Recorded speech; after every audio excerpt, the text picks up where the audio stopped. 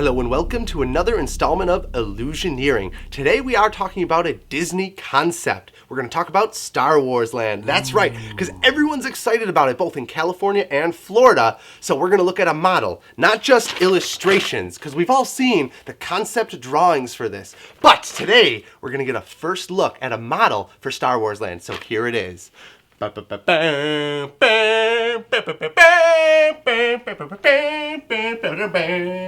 So here it is, Star Wars Land, God, in model format. Pardon the crudity of this model, it is not to scale and I didn't have time to paint it. It is what it is.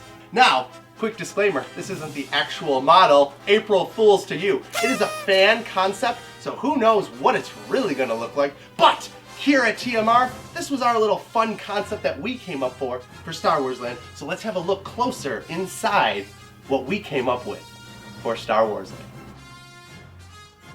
Looking at this illustration, right where the Millennium Falcon would be this, Muppets Square. So as you come in, this is Muppets 3D, the Muppets store. This is blocked off right now. This is also kind of blocked off. You have here Mama Melrose, the Christmas shop, Cafe Rizzo coming this way. But once they open this up, potentially you have Star Wars Land. Now how do you synergize Muppets Square with Star Wars? How would you do that? Well, right here in our document of Illusioneering, all right, TMR fan concept. This is not a real Disney document. Anyway, right here, restaurants and quick service, we have Pigs in Space Restaurant. So, Mama Melrose could potentially get removed and re-themed as Pigs in Space. Pigs in Space! And this side could be Muppets, this side could be Star Wars, and then inside you have Space, Muppets, and it'd just be a really cool commingling because not only, obviously, does Star Wars have the cult following, but also Muppets as well, Pigs in Space within the Muppets universe. So that would be a cool thing to synergize Muppets into Star Wars,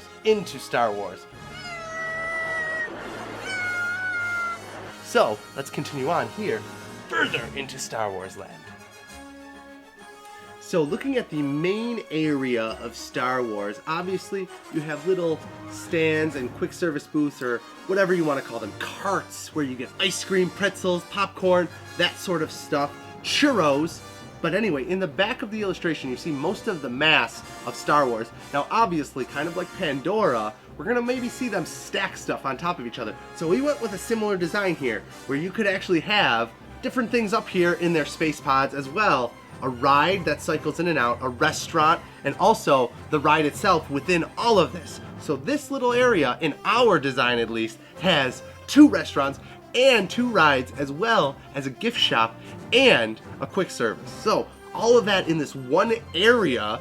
And again, Disney is not new to this. They have been very efficient with their property use. So we're going to definitely see that because again, Hollywood Studios, Disneyland are kind of tight as far as land. So we'll see what they have in store. But for us, let's get into the details of what we're going to find in these restaurants. In the side building, I'll show you an illustration actually.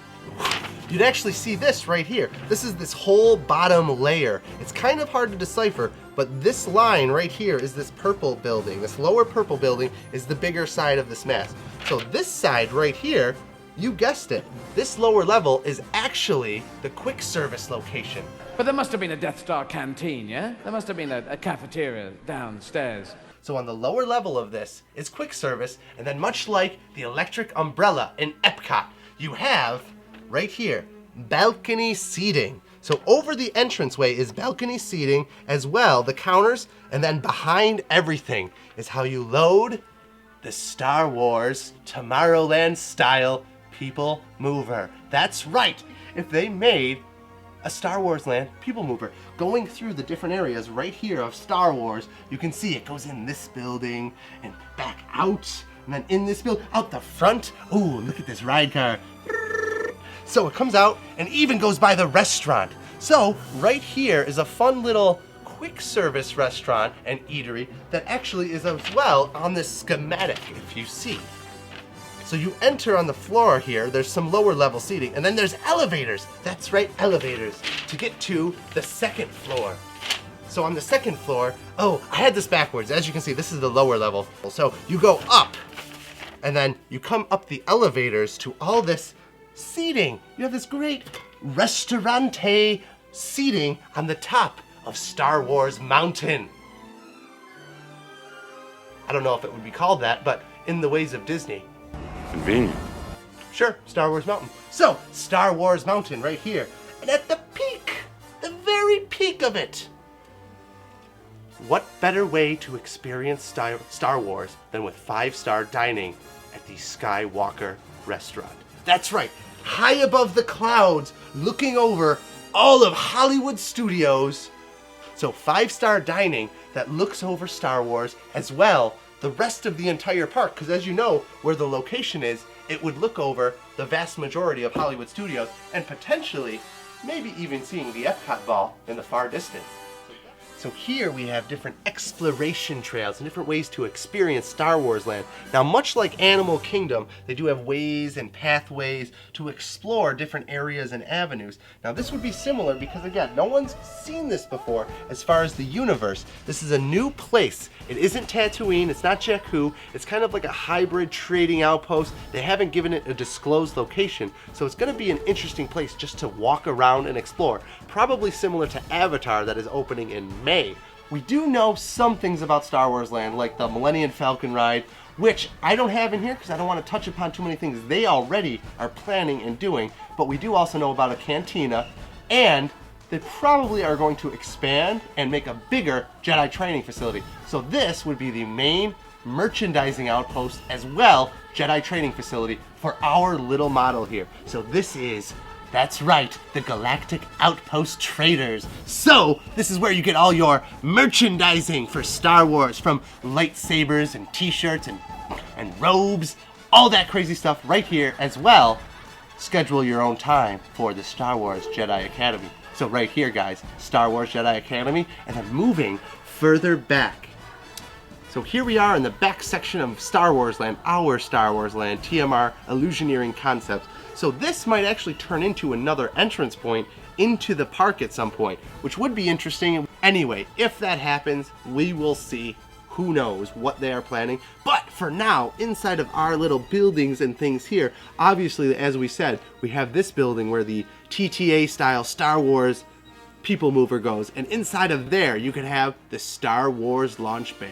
But wait a minute, doesn't that exist? Yes, it does. But once they open Star Wars Land, obviously Star Wars Launch Bay is going to close. So what do you do with that? Well, you add it as a different attraction using the name, because people will be coming to Hollywood Studios going, where's Star Wars Launch Bay? I heard all of this about Star Wars Launch Bay. Let's go see Star Wars Launch Bay. And if they just close it, there's going to be this interesting negative space that they have to fill. So if they make a ride called Star Wars Launch Bay, here's the interesting thing. They can do it about a launch bay, a literal space launch bay, where actually you follow droids like R2-D2 and other protocol droids, and R2 droids, and BB-8s, BB-7s, BB-12s, who knows? Just follow some droids around a launch bay as they prep ships for launching into battle. That would be super cool, guys. You got this little dark ride for Star Wars. Who would have thought? Because you know, people love their dark rides, and how do you make it family friendly and kids? Make it around the droids, make it around the fun that R2 has with all his little gadgets and gizmos. They could synergize it with the movies and have it be the droids prepping for a particular battle, whether it's the first or second strike on the Death Star, or even for Star Wars Force Awakens. So they could synergize it that way into the movies to make it literally a part of the universe and the story, as opposed to just another story. So a really cool idea there. Continuing on to these connected buildings, you could have a 4D experience. So whether, you know, think of like the Magic Eye Theater at Epcot, whether it's Honey, I Shrunk the Audience, that sort of idea, they could do any sort of idea for Star Wars, just 4D theater, some sort of Star Wars. That would be awesome. The 4D spectacular for Star Wars? Who wouldn't go see that? And then lastly, 2 stories of greatness. Club Obi-Wan. Yes, all you Jones fans out there probably have heard of that before. Club Obi-Wan, why not make it a real thing? You're making Star Wars Land, you're already going to put a cantina in, so why not go the gold and make a Club Obi-Wan? It could be a restaurant, could be quick service, who knows? But either way, that would be a fun thing to add for not only the Jones fans, because again, they're extending the Jones series as well inside of Disney. So, Jones, Star Wars, commingle, Harrison Ford, Club Obi-Wan. Be pretty cool, guys. So, let's take a look at some other little details here, because it's really exciting. I'm excited to share these with you, even though none of these are going to happen. Again, April Fools, none of this. Don't get excited. This isn't going to happen. It would be cool if some of this happened, but we'll see, guys. 2 years, 2019. That's when we'll see what really is going down for all of Star Wars Land.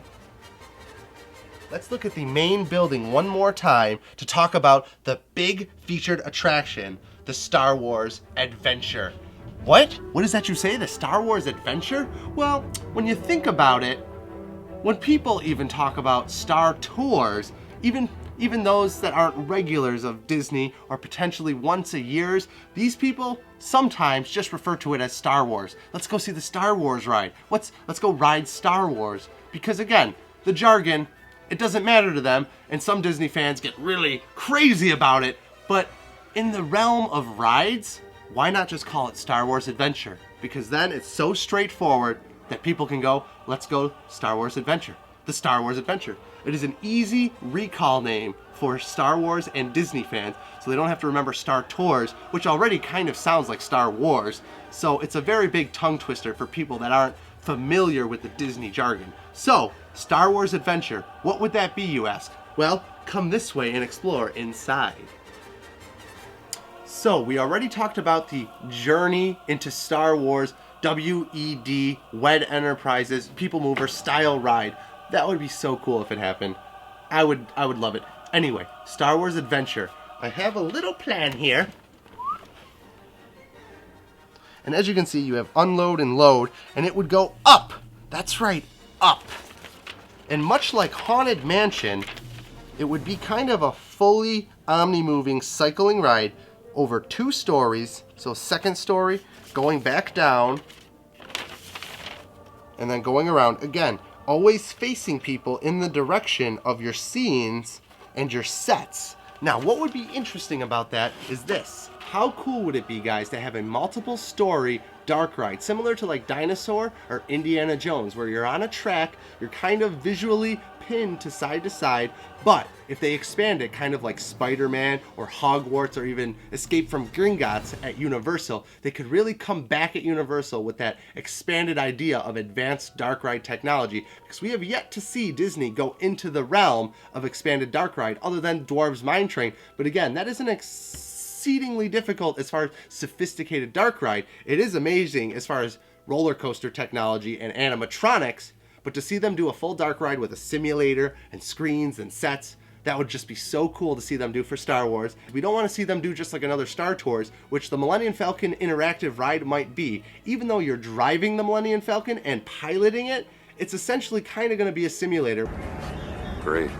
I'd love to see them do more than that. But again, we'll see in 2 years to see what they have planned in 2019, fully for this Star Wars land. So this fan model of Star Wars is pretty cool, but it'd be even better like this.